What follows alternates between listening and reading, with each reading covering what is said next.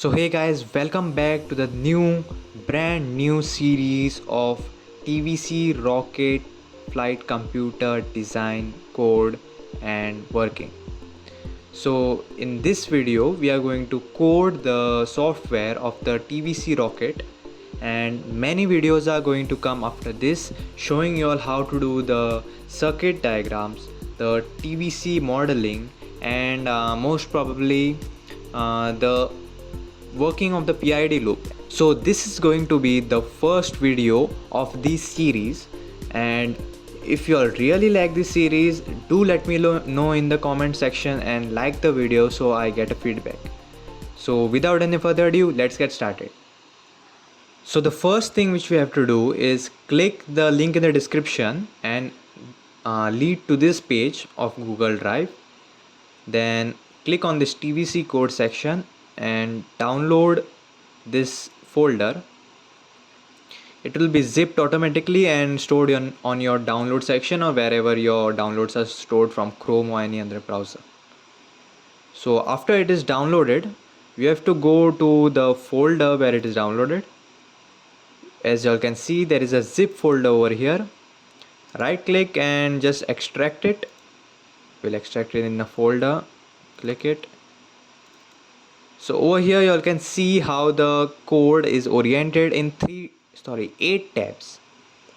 So these 8 tabs are very important. If you even miss one tab, there will be an error in the code. So be careful while copying or pasting, or just opening it by clicking on this. And once you have clicked that, most probably all 8 tabs should appear on your screen. Or else you all may even click one by one, copy paste however you all want. So for me all 8 tabs appear. So these are the 8 tabs which control your rocket most probably. So these are the definition section, Kelvin definition section, I2C, TVC, Bluetooth, pyros, landing, detect section. These are just your preferences, read data. The most important is the fourth tab, which is the TVC tab. So this tab is required for your rocket to control your rocket through the thrust vector control mount and the MPU 6050 attached to your flight computer. So now firstly we will look into the definition tab. So this is the definition tab in front of us. All the definitions like the variables, the booleans, the integers, the floats, the doubles, as you all may know, are declared over here.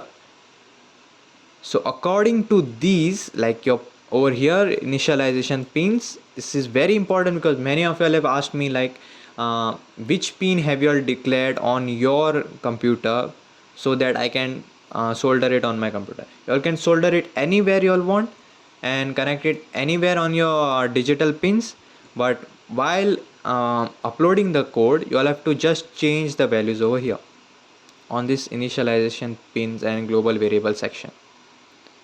So don't mess with these are the libraries over here. These are the integer values over here. These are just declared for the Kalman filter and the PID loop. So once these are covered, this is actually not much to cover. These are common variables over here. Okay, so after this we'll go to the Kalman definition section. Over here, if you really want to learn how Kalman filter works, I may even drop a video on that. But right now I'm not going to show you all or explain you all how a Kalman filter works. So these are the values and the variables which are required for the Kalman definition. These are servo pin variables through which we are going to control the servo motors. So the main thing is down there. This is the main PID control constants. If you all have watched my live stream where I have explained you all these PID gains, these are these gains. Don't mess with these because these are just constants. This PID constants over here, PID gains, are what you have to design and like calibrate on your own. These values work for me like 0.4, 0.04d, ki is right now 0. These values work for me but may not work for you, depends on the weight, the center of mass and the center of pressure on your rocket. I2C protocol, these are just normal protocols over here which update your MPU 6050 and just helps the Arduino to connect the MPU 6050 and the servo motors. So this is all common things, like just copy paste things from the libraries. So after this is covered, the main thing which I have to explain you all is the TVC thrust vector controlled rocket software. As you must have known while coding Arduino, there are two special loops or two special functions in the Arduino program: the void setup and the void loop. In the void setup, we actually declare all the variables which are run only once, and in the void loop, there are things which are running over and over again. So again, over here we are just refreshing the MPU raw data so that we are up to date with the data. We are checking the sensor if it is working or throwing an error. Then these are all the same things which I showed you all on the back page. Kalman definition, just refreshing the data, not much. And over here you all have the definitions like a roll pitch. These are for the complementary and Kalman filter.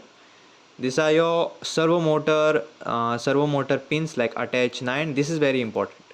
So whenever you attach your servo motors to the Arduino, remember the pin which you will attach it to, and it should be a PWM pin because we are controlling the servo through the speed also, so we require the PWM pin. So the pin number 9 and pin number 6 are the PWM pins on Arduino, and it may be different for your board. So remember this and enter the values over here. These are the pin modes, like your normal pin modes: output, input, pyros, output, LED. These are your own preferences. So this is just a silly thing which I had made back then, the startup of this, like it makes this beeping sound, blinks the LEDs, just personal preferences in this loop over here, while loop buzz, just personal preferences. If you don't want it, you can remove it, or you can even edit your own over there. So now we are going to head to the void loop. So this void loop is the main loop where your TVC code is written and it is running right now when you are uploading it to the flight computer. So these are just the values. This is a mistake with me. See, I have declared it as a const character and assigning it 0. So you can just comment it over here. So this is just a arm disarmed code which I had designed. Like if it is disarmed, you say rocket disarmed, and if it is like, if you digital read, if you can read the data from the serial monitor, actually serial read, and then check if it is working or not. So these are normal things, these are just not that important things, these are personal preferences. Same thing over here, personal preferences, testing in progress, like testing the servo motors, now while it is armed, like if it is armed, it is going to return over here armed is equals to 1. So that's why this while loop is going to execute. So once this while loop is executed, this is just so that it runs once. This is for running it once because t is equals to 0. Actually it is t is equals to 0 somewhere over here. It will be somewhere over here, t is equals to 0, and once it runs we increment it here, t plus plus, so it is 1, and this is no longer true, so this is run only once. So now over here again the same thing, we are updating the data using the MPU 6050 code library. The timer is going to be set over here, same over here. Now over here, this is the complementary filter, the Kalman filter, which filters all the data. So the data is very raw in the MPU 6050 which it is giving us. So there is a lot of noise in it. So to reduce this noise, we need a Kalman filter or a complementary filter. So over here, you all can see the variables been declared. This is nothing but just converting your radians to degrees, because we like to work in degrees.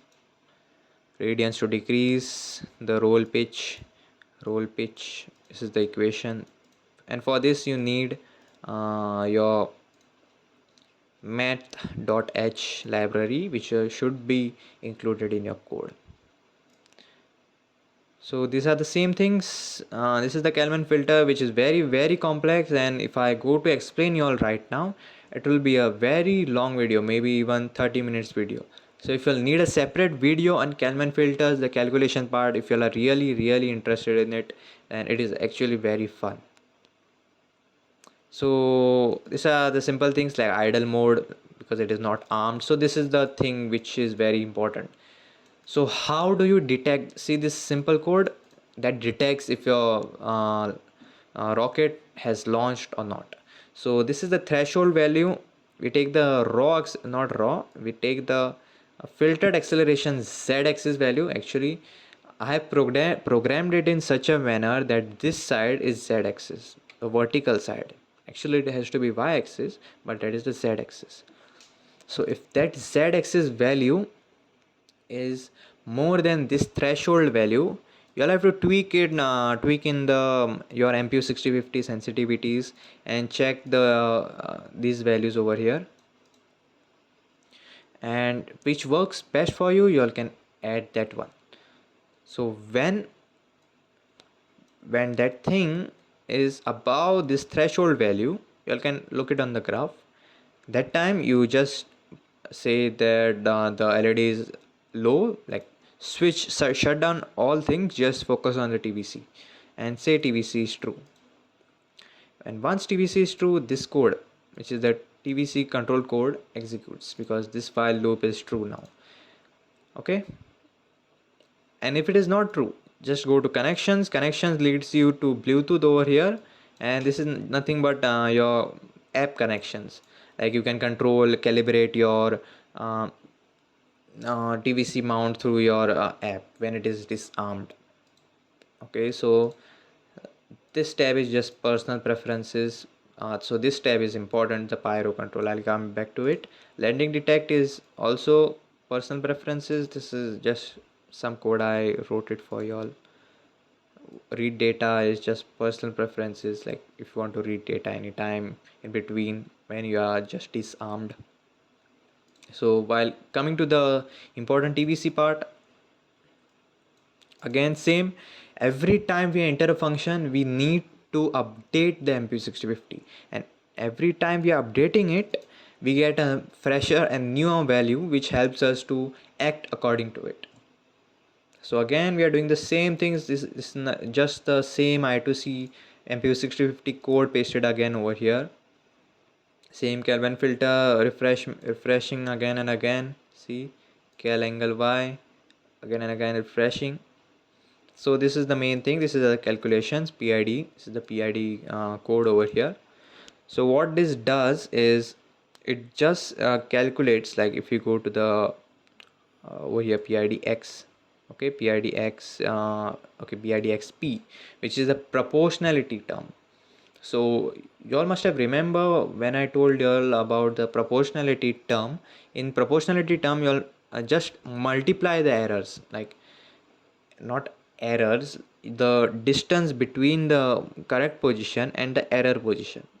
That thing is the error angle. So this, the current position minus the desired angle gives you the error x.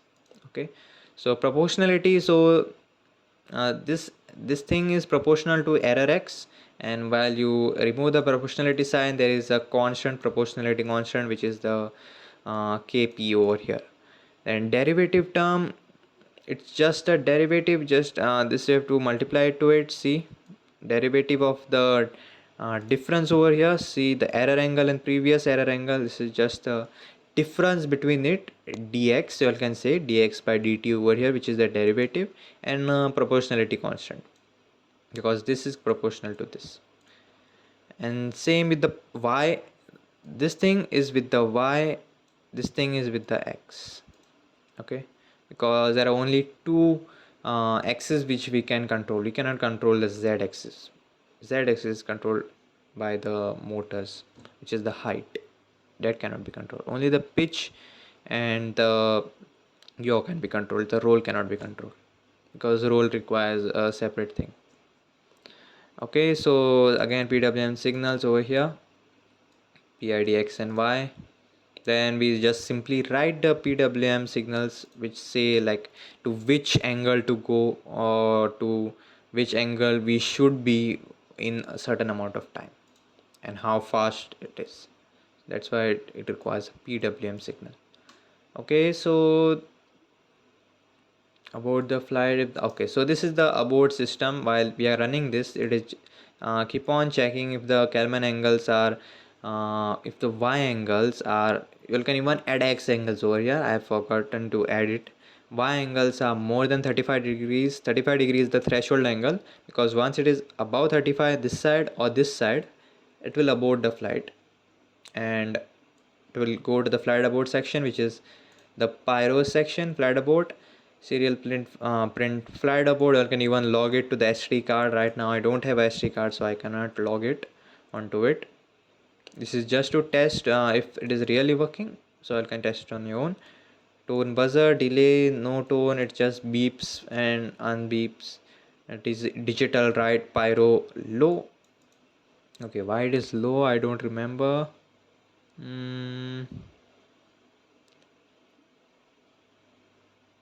Okay, I think this is a LED. Okay, never mind. So once we go to landed, okay, now we go to landed, which is landing detect, landed to, while, and we say landed successfully, landed status. Okay, so this is the landed status over here. So these are just personal preferences. This is read data, same thing. Okay, so over here you can put high. Actually it has to be high. Okay, that's why it will send the signal to the transistor, not transistor, MOSFET.